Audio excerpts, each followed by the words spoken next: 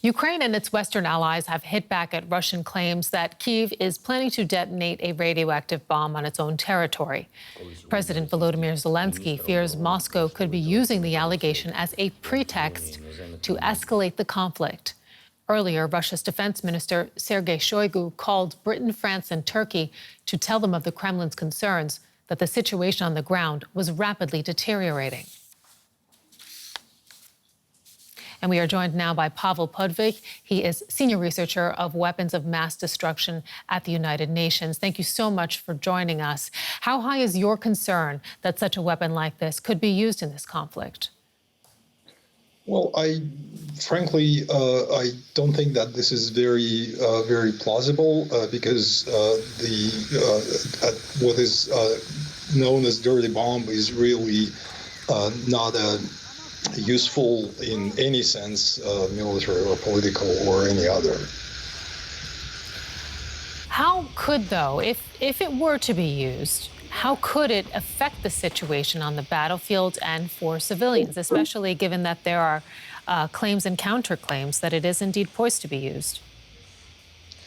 No, look, the dirty bomb is basically an explosive device that is supposed to disperse a certain amount of radioactivity. But the reality is that it is a very inefficient way of doing so. And in fact, the most it could do, it could contaminate an area of an order of, I don't know, tens or maybe hundreds of meters. So it is really impossible to imagine that this kind of thing would have any effect on anything other than on those people who would happen to be in this kind of a 10-meter radius from the explosion. The Ukrainians, for their part, they say that the Russians are making claims and might use such claims as a pretext to escalate the war. If such a dirty bomb were to be used, for example, on the Russian side, what sort of reaction do you think there would be from Ukraine's Western partners? Well, it's again, I think people just need to be calm and to understand what this dirty bomb is and what it isn't. And again, I just do not see how this event, even if it happens, could really change anything in this conflict or any political positions, if you will. Pavel Podvig joining us from Geneva. Thank you so much. Thank you. In other developments on the ground, Russia is continuing to attack southern Ukraine with missiles and drones. In the north, fears are growing that Moscow could be planning a joint invasion with Belarusian troops. Now, Russia recently deployed thousands of soldiers there, fueling fears that they could be about to open up a second front. As DW's Funny Fachar reports, from the Chernihiv region, nearby villages are preparing for the worst. Fear keeps you alert when it's dangerous, the soldier says. Mortar attacks and shelling have increased here, and paper maps work when technology doesn't. He's taking us close to the border with Belarus. There's no need to spend time thinking, will an offensive happen or not? We are preparing for the enemy to come. This part of northern Ukraine is where Russian forces swept through when they first headed for Kyiv at the start of the war. The pushback worked, though. Ukrainians retook the area in April. We patrol these positions, this forest, and we're really proud to have such trophies for the Ukrainian army. So this is a former Russian position? Yes, it is. This is what's left of one Russian fighting vehicle after those battles in March. The soldiers here expect new ones to arrive soon. We are prepared, motivated, we have no way back. We are defending our homeland. Many here suspect that their neighbors in Belarus had helped the Russians from the start. But now it's official. On the other side of the frontier, they are joining forces. They say they're preparing to defend themselves, but people here at the border with Belarus are sure that would take the form of an attack, although they don't know when it will come. Villagers know There are Russian soldiers just 30 kilometers away. Tell me, who should I go to? Who? I'm not afraid of the winter, but I am afraid of the Russians. They're traumatized by the violence and very worried that Russian forces might return. But they won't leave. This is our homeland. We were born here. We live here. We won't go anywhere. Valentina, like most people in this village, has lived here all her life. She desperately wants peace. That's what the soldiers in the forest say they are fighting for. I want this war to stop with me. I have much to lose. There's only one life. But it's better I fight this than my children or my grandchildren. And yet some of his children's generation have not been spared the war. They're prepared for the winter, for the Russians and now for the Belarusians, using fear to stay alert.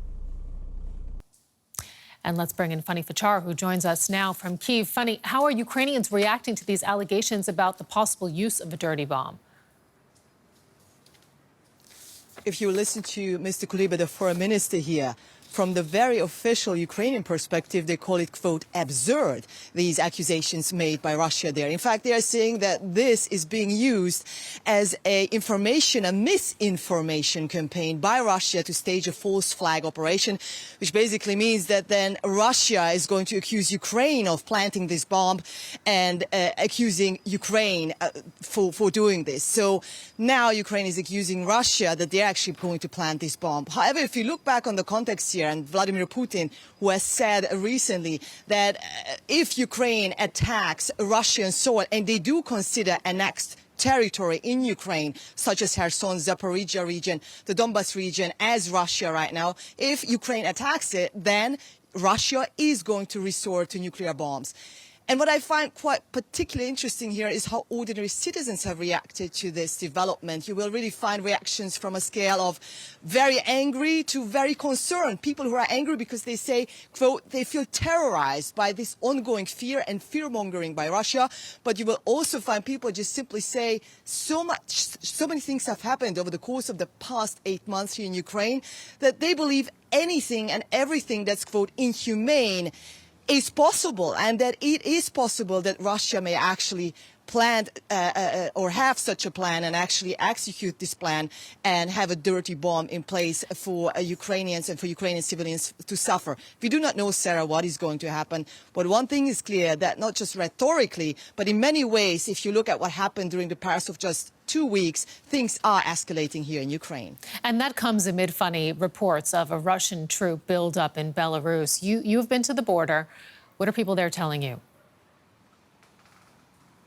I was stunned when I spoke to locals in a village there, very close to the Belarusian border, just about 25 to 30 kilometers away. They said they're much more afraid of Vladimir Putin and the Russian forces than of winter arriving. And you have to see that so much of critical infrastructure, of energy infrastructure, has been damaged or destroyed over the past few weeks. Elderly women who really are concerned about the winter, but they say they're rather more concerned about Vladimir Putin, does send a message to you just how much they're traumatized over the fact that Russian forces have been through that village already, where we were in the northern part of Ukraine at the first phase, at the beginning of this full-scale escalation, this full-scale invasion in March and April. And soldiers themselves have a very own perspective as well as they're preparing for that offensive likely to come from Belarus. How about on the active front in the south near Kherson?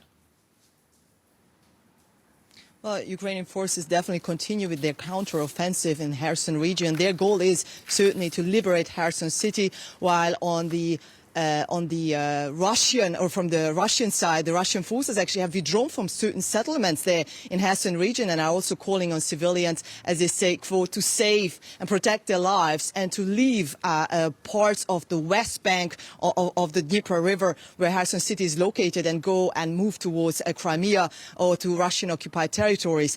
What, of course, a lot of civilians there see as a force bill of being forcibly moved to other parts parts of the country, whereas many, of course, also would like to go to Ukrainian-controlled territories. I expect a lot of more chaos, actually, in that region, in Kherson region, as Ukrainian forces want to make headway there. But, of course, Russians, even though from some settlements they have withdrawn, they're not just going to give up on Kherson city. It is very strategically important to them. So what is to come? That's the question, which actually takes us back to the first question. What is going to be the reaction of Russia if Ukraine succeeds to liberate such a strategic town, Kherson city? Nobody knows. Funny Fachar in Kyiv. Thank you.